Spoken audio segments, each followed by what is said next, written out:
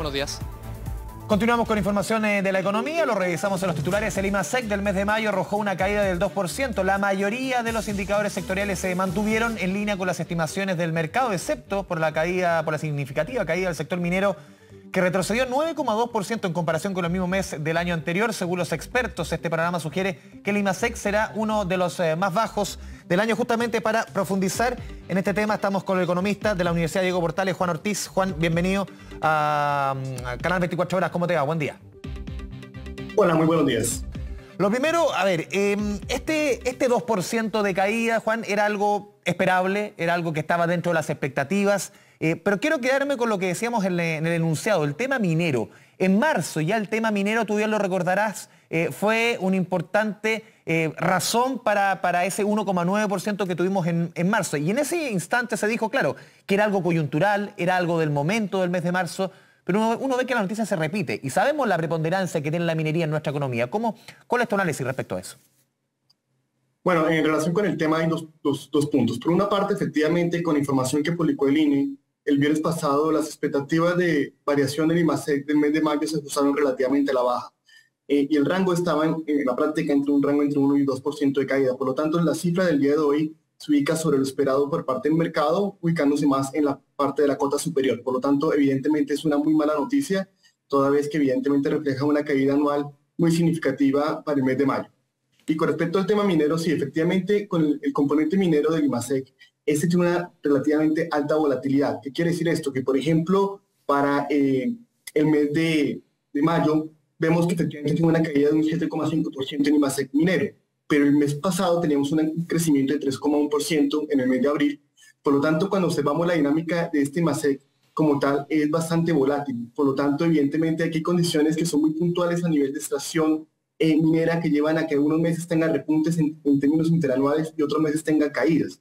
Por lo tanto, en cierto modo, para darle un mayor pulso a lo que está pasando en términos de la actividad económica, es quizás mejor analizar o ver con mayor detalle lo que pasa con el IMASEC no minero, que en cierto modo tiene una menor volatilidad, es mucho más estable en términos de su variación interanual y que va mostrando efectivamente cómo la economía se sigue ajustando paulatinamente a lo largo de este año, toda vez que el IMASEC no minero ya ha reflejado durante muchos meses una caída interanual en cuanto a su variación.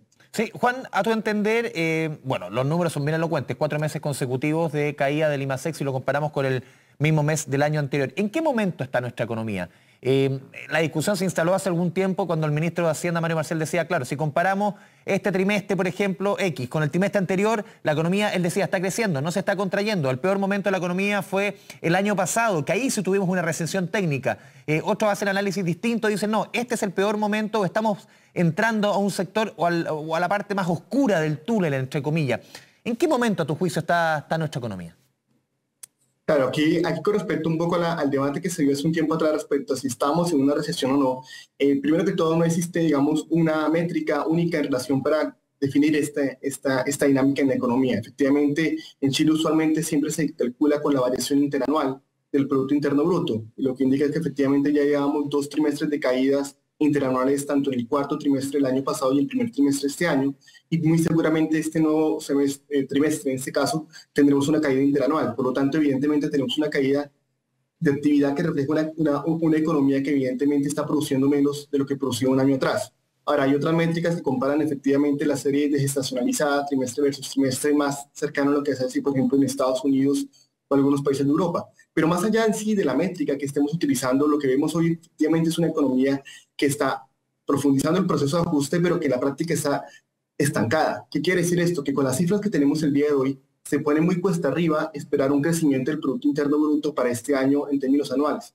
Si vemos el último informe de política monetaria del Banco Central, vemos que el Banco Central ajustó levemente a la baja la proyección, dejando un rango entre una caída de 0,5% y un incremento apenas de un 0,25%. Por lo tanto, esa cifra del día de hoy, en cierto modo, aúna esta predicción del Banco Central que efectivamente va a llevar a que la economía hoy por hoy tenga un crecimiento seguramente nulo en la práctica para este año, y evidentemente con las cifras de coyuntura vemos que el segundo trimestre de este año efectivamente seguramente va a ser el trimestre que va a registrar la mayor caída interanual a lo largo del año, y efectivamente esperaríamos ya por efecto base de comparación que durante el segundo semestre del año la economía paulatinamente se vaya recuperando levemente de aquí a fin de año. Sí, Juan, ¿cómo entender lo que está pasando en nuestra economía en otras variables? Por ejemplo, estaba revisando lo que está pasando con el IPSA, el índice quizás el referente más importante en cuanto a acciones. Vemos que en el primer semestre sube casi 10% los primeros 6 meses del año. Un tremendo primer semestre para el año, para este 2023. ¿Cómo eso conversa con esta economía que se está contrayendo? Claro, una persona que, no sé, abre un cuerpo económico y dice, pero si la economía cae 2% y veo que la bolsa sube un 10%, está teniendo un tremendo 2023, ¿a qué le hago caso?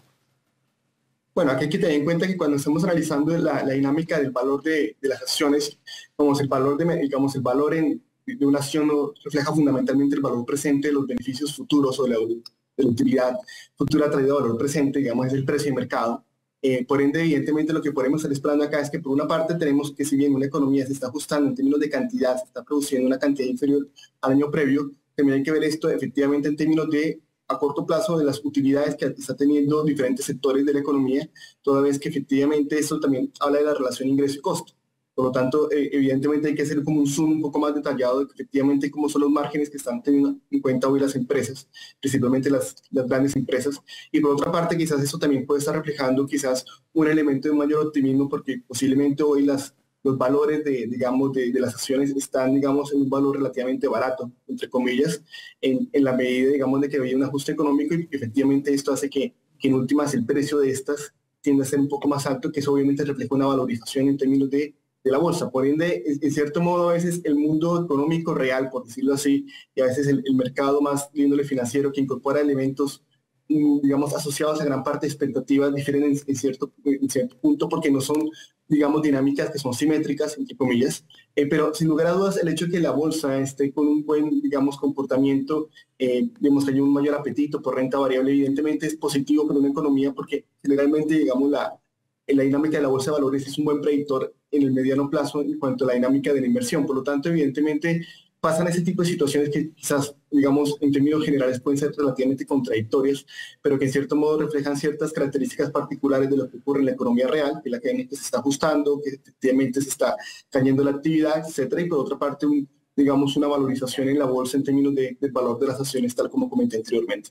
Sí, Juan, ¿cómo se cruza el dato conocido hoy día, esta caída del 2%, con la inflación que vamos a conocer el viernes? Te lo pregunto ¿por qué? Porque podría darse el escenario que nuevamente conozcamos, ojalá sea así, una inflación bajita respecto al año pasado. El mes pasado, en mayo, recordemos que fue un 0,1%, muy por bajo la expectativa, que muchos digan ya definitivamente la inflación ya está abajo. Si es que eso se confirma, ¿cuánto esto presiona aún más al Banco Central, tomando en consideración estas cifras, con una economía que está bien, con temperatura bien fría? ¿Cuánto presiona aún más al Banco Central para la baja de tasas? Aunque todos coinciden en que sí o sí, en el mes de julio esa rebaja de tasas vendrá. El tema es con qué fuerza. Claro, bueno, aquí hay un elemento importante. El Banco Central, en función de la toma de decisión de cambios en la tasa de política monetaria, incorpora un conjunto de variables y entre esas variables, evidentemente, una importante es la brecha de actividad, que es fundamentalmente la diferencia entre el nivel de actividad potencial y el nivel de actividad efectivo. Y esta caída que vemos en el IMASEC del mes de mayo, evidentemente nos indica que efectivamente la brecha de actividad se va a cerrar posiblemente en una velocidad un poco más rápida. Vemos en el último IPON que efectivamente el Banco Central estima durante el segundo, digamos, o tercer trimestre del año, efectivamente, que la brecha de actividad se cierre, lo cual es una buena noticia en cuanto a la dinámica inflacionaria y posiblemente este dato refuerce esa percepción, que efectivamente las brechas de capacidad en la economía cada vez, digamos, son mucho más acotadas, lo cual es bueno porque efectivamente indica que este, digamos, impulso, digamos, de actividad ha sido, digamos, diluyendo en el tiempo. Por ende, digamos, es una buena noticia en el sentido, por lo menos desde el punto de vista de la visión de la inflación. También con una inflación que está una meta anclada en la meta del Banco Central en 2 años. Ya vemos que según las encuestas expectativas, ese es el horizonte que tenemos hace ya varios meses. Y por otra parte también vemos que efectivamente tenemos un escenario controlado, por lo menos desde el punto de vista del tipo de cambio. Vemos que tenemos menores presiones del precio de alimentos a nivel de, digamos, factores externos, también como el precio de los energéticos. Por lo tanto, hoy se configura un escenario que obviamente hace muy posible efectivamente la tasa de política baja en el mes de julio. Y sin lugar a dudas, este dato del día de hoy pone un mayor énfasis a que efectivamente la velocidad quizás del proceso de ajuste pueda ser un poco superior a lo esperado tiempo atrás. Es decir, hoy vemos que en la última reunión de política monetaria, 2 consejeros, digamos, votaron por una caída de la tasa en 0,5 puntos.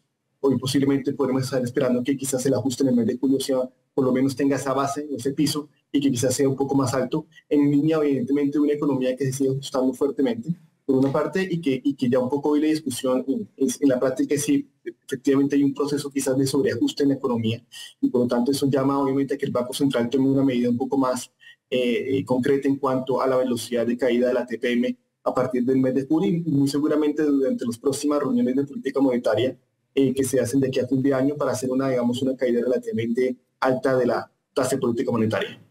Sí, por último, Juan, ¿cómo crees tú que este número que conocimos hoy día, este 2% de caída de Animasec, estos 4 meses consecutivos de caída, se va a cruzar y va a matizar la discusión sobre el pacto fiscal, la reforma tributaria, los argumentos sobre todo desde la oposición, sector empresarial, de las necesidades de medidas pro crecimiento? ¿Cuánto crees que puede matizar esa conversación y afectar esa conversación, esa negociación, estos números del IMASEC? Bueno, aquí hay que considerar dos aristas. Por una parte, bueno, los datos de coyuntura de corto plazo siempre, obviamente, generan más que todo un ruido en el sentido, digamos, de que entramos un poco a la discusión de condiciones completamente de corto plazo. Pero cuando estamos hablando de un pacto fiscal, estamos hablando de un pacto de visión de largo plazo. Y aquí no hay que, digamos, confundir los roles. Aquí hay un proceso de ajuste macroeconómico, tenemos una economía que está cayendo en un proceso que era necesario. Podemos obviamente discutir sobre el alcance de una economía estancada, pero cuando hablamos de un pacto fiscal estamos hablando de una visión estructural, de una mejor gestión pública, de mejor, digamos, uso de los recursos públicos, de cambios de tasas, de cambios de base tributaria, y el impacto que pueda tener esto en términos del crecimiento económico efectivo y de largo plazo. Por lo tanto, considero que evidentemente siempre va a haber posiciones en contra, a favor, con diferentes matices a nivel técnico, pero sin lugar a dudas aquí el pacto fiscal hay que verlo en orden de miras mucho más amplio. Efectivamente, ¿por qué? Porque cuando hablamos de la estructura tributaria, la estructura de gasto, etcétera, de un país, estamos hablando de condiciones estructurales que determinan buena parte del crecimiento potencial de una economía.